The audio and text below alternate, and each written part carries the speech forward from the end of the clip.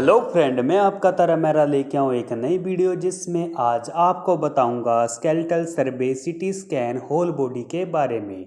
तो सबसे पहले आपका स्वागत है मेरे रेडियोलॉजी डेप्थ यूट्यूब चैनल पे। तो चलती हुई वीडियो को लाइक शेयर सब्सक्राइब कर लीजिए, वीडियो बहुत ज़्यादा इंटरेस्टिंग होने वाली है। तो सबसे पहले हम करेंगे रजिस्ट्रेशन, देन आप इसमें सीटी स्केलेटल सर्वे या होल बॉडी का एक प्रोटोकॉल सेलेक्ट कर सकते हो। यदि आपके पास नहीं है तो आप चेस्ट या अब्डोमन या थोरैक्स अब्डोमन या कोई भी आपको लगता है कि इसमें हमने चेस्ट और अब्डोमन का प्रोटोकॉल बनाया हुआ है तो उसको आप ले सकते हो। तो जैसे कि मेरे पास होल बॉडी का प्रोटोकॉल नहीं था तो मैंने क्या किया, चेस्ट अब्डोमन का मेरे पास था तो मैंने उसको सिलेक्ट कर लिया है।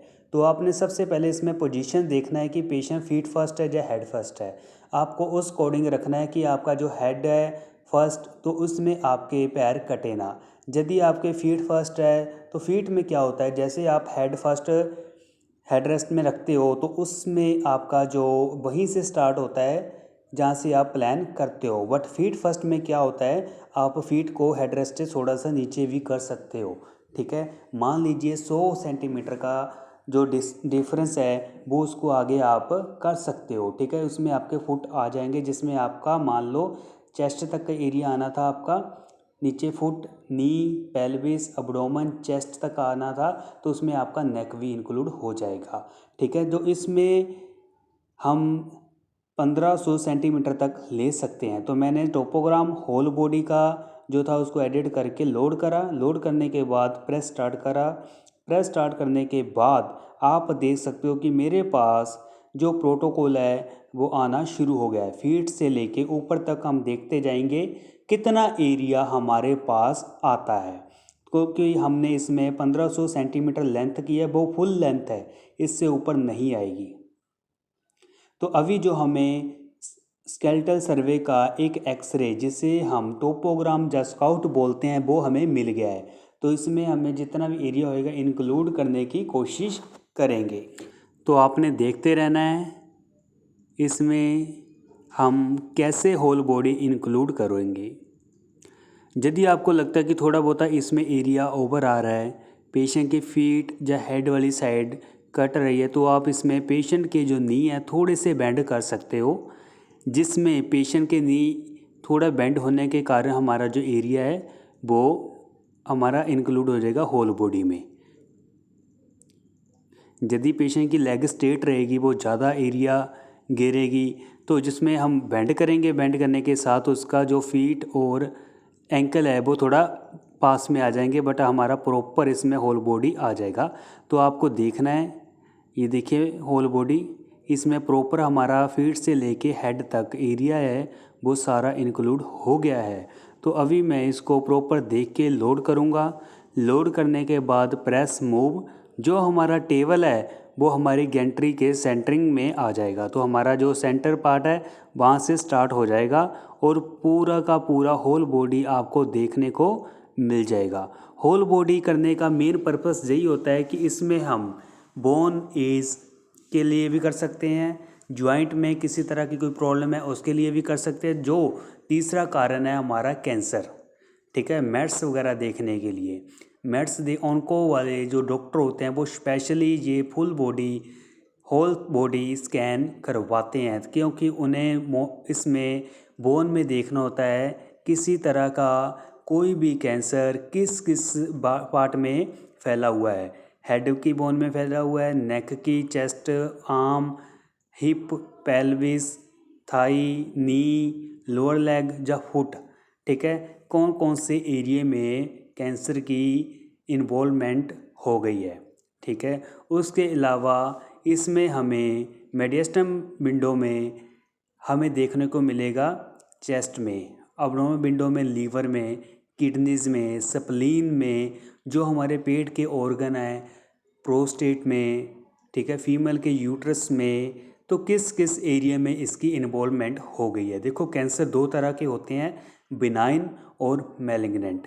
ठीक है, बिनाइन होता है जो एक जगह पे ही size day by day, week by week, month by month बढ़ता रहता है। ठीक है। उसमें ये होता है कि उसका ऑपरेट करके हम उसको निकाल देते हैं, बट फॉलोअप के लिए 3 मंथ बाद, 6 मंथ बाद या साल में एक बार उसको स्कैन जरूर करवाना होता है, ताकि वो दोबारा तो नहीं उस जगह पे पनप रहा, दोबारा तो नहीं वो फैल रहा। ठीक है। जो मेटास्टैटिक होता है, मैलिग्नेंट होता है, वो फैलने वाला होता है। आज वो किसी के सिर में है तो कल किसी के पैर में भी हो सकता है, किसी के प्रोस्टेट में भी हो सकता है, किसी के यूट्रस में भी हो सकता है, किसी के लंग्स में भी हो सकता है, किसी के लीवर में भी हो सकता है। बट जब भी कैंसर का पेशेंट आता है, ब्रेन का कैंसर है, ब्रेन का ट्यूमर है, तो डॉक्टर उसका चेस्ट अब्डोमेन का स्कैन जरूर करवाते हैं, वो देखने के लिए इसकी प्राइमरी कहाँ पे थी। प्राइमरी मतलब शुरुआत कहाँ से हुई है, ये लंग का कैंसर तो नहीं है, कहीं ये लीवर का कैंसर तो नहीं है। हम ब्रेन का ट्यूमर तो देखते रहेंगे, बट पेशेंट के लंग्स से ही होकर निकलता है। कुछ ट्यूमर होते हैं, किसी के लीवर से निकल के ब्रेन को जाते हैं, किसी के किडनी से निकल के जाती हैं। ठीक है। तो अभी जो रिकॉन का सिस्टम चल रहा है, रिकॉन मैंने उस हिसाब से कर लिया है, ताकि जो हमें फिल्मिंग करने में या डॉक्टर को देखने में कोई प्रॉब्लम ना हो। मैंने पहले ब्रेन की कर दिया, उसके बाद मैं चेस्ट की करूँगा, फिर अब्डोमेन की कर दूंगा। नहीं तो मैं सीधा चेस्ट अब्डोमेन एक साथ में कर दूंगा और ब्रेन के अलग में कर दूंगा। यदि डॉक्टर को बोन विंडो चाहिए जिस एरिया की, तो मैं उसको रिकॉन कर दूंगा। नहीं तो मैंने फुल बोन विंडो रिकॉन तो करनी ही है, जिसमें हमें ब्रेन भी मिल जाएगा, फेस भी मिल जाएगा, सर्वाइकल भी मिल जाएगी, चेस्ट भी मिल जाएगा, और अपर आर्म, अपर एक्सट्रीमिटी भी मिल जाएगी, और अब्डोमन, pelvis, hip, Thai, knee, lower leg और एंकल फीट्स दोनों मिल जाएंगे। ठीक है। बोन विंडो इसमें मस्ट होती है, क्योंकि इसमें बोन में ही देखना होता है कि बोन में कैंसर कौन कौन से एरिया में फैल गया है। ठीक है। जैसे कि मैंने आपको पहले बताया हुआ है, सॉफ्ट विंडो में हमने ऑर्गन देखने होते हैं कि किस किस ऑर्गन में फैला हुआ है। ये इसीलिए करवाते हैं जिस पेशेंट को पहले कैंसर की प्रॉब्लम हो। ठीक है। जैसे कि मैंने बता दिया है कि लीवर में, किडनीज में, लंग्स में, ब्रेन ट्यूमर। ठीक है। ब्रेन ट्यूमर एक, जब किसी तरह का भी कोई भी कैंसर पता चलता है, वो स्टार्टिंग होती है, उसके बाद फैलता फैलता फैलता पूरी बॉडी में, लास्ट में बोन में चला जाता है, तो उसे मेट्स बोल देते हैं। मेट्स मतलब पूरी बॉडी में फैल चुका है, लास्ट हड्डियों में चला गया है। तो उसके बाद पेशेंट को ट्रीटमेंट चलता है, कीमो चलती है, रेडियोथेरेपी चलती है, बट वो स्टार्टिंग पे ही पकड़ा जाए तो अच्छी होती है। उसके बाद पेशेंट की, देखो इसका इलाज प्रॉपर तो नहीं है। कीमोथेरेपी से, रेडियोथेरेपी से आप पेशेंट की एज को बढ़ा सकते हो। ऐसा भी नहीं है कि आप कई साल निकल जाओ, कुछ टाइम होता है, कुछ टाइम पीरियड होता है कि आप ट्रीटमेंट लेते रहोगे तो पेशेंट की एज बढ़ती जाएगी। बट उसके बाद कीमो, रेडियोथेरेपी या मेडिकेशन इतनी ज़्यादा चलने लग जाती है, जिसके कारण पेशेंट की कंडीशन है वो डे बाय डे बिगड़ती जाती है, क्योंकि मेडिसिन से उसकी इम्यूनिटी पावर होती है वो वीक होती रहेगी। ठीक है। खाने पीने में प्रॉब्लम आएगी, क्योंकि इतना देखभाल करना भी बहुत मुश्किल हो जाता है। पेशेंट को प्रॉब्लम होने लग जाती है चलने फिरने में, ट्रैवलिंग करने में, खाने पीने में, जब पेशेंट का नेचर चिड़चिड़ापन हो जाता है। ठीक है।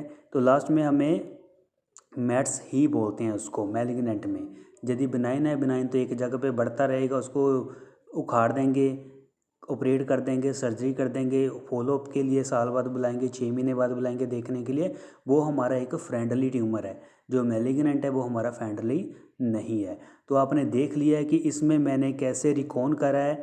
आप अलग पार्ट के भी रिकॉन कर सकते हो, फुल बॉडी का भी रिकॉन कर सकते हो, जैसे कि आपको चाहिए आप उस अकॉर्डिंग ही इसको रिकॉन कर सकते हो।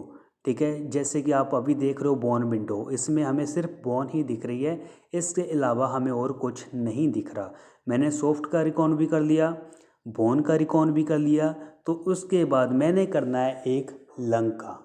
ठीक है। जो चेस्ट है, हमारे लंग विंडो रिकॉन करेंगे, ताकि देखना होगा हमें लंग्स में भी इसके नड्यूल बने हुए हैं या नहीं। डॉक्टर स्पेशली मांगते हैं कि लंग के रिकॉन हमें दीजिए, ताकि हम देख सके उसमें कोई मांस तो नहीं है, नड्यूल तो नहीं बन रहे। ठीक है। तो उसके बाद यदि लग रहा है तो फिर डॉक्टर अपने अकॉर्डिंग उसका ट्रीटमेंट भी स्टार्ट कर देगा। बट जब भी पूरी बॉडी में मैट्स हो गए हैं, ठीक है, तो लंग्स भी कहाँ बच पाएंगे, डे बाय डे वो भी फैलते जाएंगे। ठीक है ना। तो आप समझ गए होंगे कि स्केलेटन सर्वे, होल बॉडी सीटी स्कैन क्यों करते हैं। वैसे तो हम इसका एक्सरे भी करते हैं, बट एक्सरे में इंटरनल ऑर्गन्स नहीं दिखेंगे, सिर्फ इसमें बोन दिखेगी। ठीक है ना। करवाने को एमआरआई भी करवा सकते हैं, एमआरआई में बहुत ज़्यादा टाइम लगेगा। सीटी स्कैन का प्रोसेस सिर्फ 5 मिनट का होता है। यदि हम एमआरआई करेंगे उसमें 1 घंटा लग जाएगा। एक्सरे करेंगे उसमें भी आधा पौना घंटा तो लग ही जाएगा। सीटी में तो बस पेशेंट को समझाया, लिटाया, स्कैन किया और पेशेंट बाहर। तो आप देख सकते हो कि हमने पेशेंट को 10 मिनट से भी कम टाइम में उसका होल बॉडी स्कैन कर दिया है विदाउट कंट्रास्ट। यदि कंट्रास्ट भी करना होगा फिर भी कोई ज़्यादा टाइम नहीं है। जितना प्लेन करा है सेम प्लानिंग हम उसी की लेके उसको पोस्ट कंट्रास्ट कर देंगे, ठीक है ना। कंट्रास्ट देके उसका स्कैन कर देंगे तो उसमें कोई इशू वाली बात ही नहीं है। उसमें भी सेम 5 मिनट प्लेन को लगे हैं, 5 मिनट हमारा कंट्रास्ट को लगेंगे। 10 मिनट में फिर भी हमारा स्कैन हो जाएगा। 10 नहीं तो 15 मिनट में हमारा स्कैन कंप्लीट हो जाएगा। तो आप समझ गए होंगे कि स्केलेटन सर्वे क्यों करते हैं। कभी भी आपके सामने ऐसा केस आ जाए तो आपने बिल्कुल भी घबराना नहीं है। तो इसमें जो फिल्मिंग का फंडा है, फिल्मिंग आपने एक कॉर्नल की दे देनी है, ठीक है, एक स्केलेटन की देनी है वीआरटी, ठीक है, जिसमें हमारी होल बॉडी दिख रही हो, और एक सैज की देनी है। उसके अलावा आपने 2 एक्सेल की या 3 एक्सेल की फिल्मिंग दे सकते हो। टोटल हमारी 4 फिल्मिंग हो जाएगी, सॉरी 5 फिल्मिंग हो जाएगी। 2 एक्सियल कॉर्नल साइज की 2 फिल्में 4 होगी, और एक स्केलेटन बीआरटी 5 फिल्में। बाकी आप अपने अकॉर्डिंग भी दे सकते हो डॉक्टर को क्या चाहिए। ये सिर्फ हमने जो फिल्म देनी है बोन विंडो की देनी है। स्केलेटन भी हमारी बोन की आ जाएगी तो उसमें पूरा क्लियर हो जाएगा। यदि डॉक्टर को ऑर्गन्स देखने हैं किस चीज़ का चाहिए तो आप उस अकॉर्डिंग उस पार्ट की फिल्मिंग कर सकते हो। तो सॉफ्ट की भी सेम बना दोगे, उसमें भी कोई ऐसा इतना इशू नहीं होएगा। बट आपने ऐसा नहीं है कि उसमें एक फ़िल्म में आप 40 कट दे दो कॉर्नल के, ठीक है, 36 कट दे दो, 30 कट दे दो। आपने जितने कम कट दोगे उतना अच्छा दिखेगा, क्योंकि देखो 14:17 की फिल्म में हमारा वो पोर्ट्रेट फॉर्मेट होना चाहिए, ठीक है, उसमें कम कट हो बट डिटेल ज़्यादा हो, ठीक है। आप ज़्यादा इमेज दे दोगे छोटी छोटी दिखेगी, उसमें प्रॉपर इतना डायग्नोज हो जाएगा बट आपको देखने में प्रॉब्लम होएगी।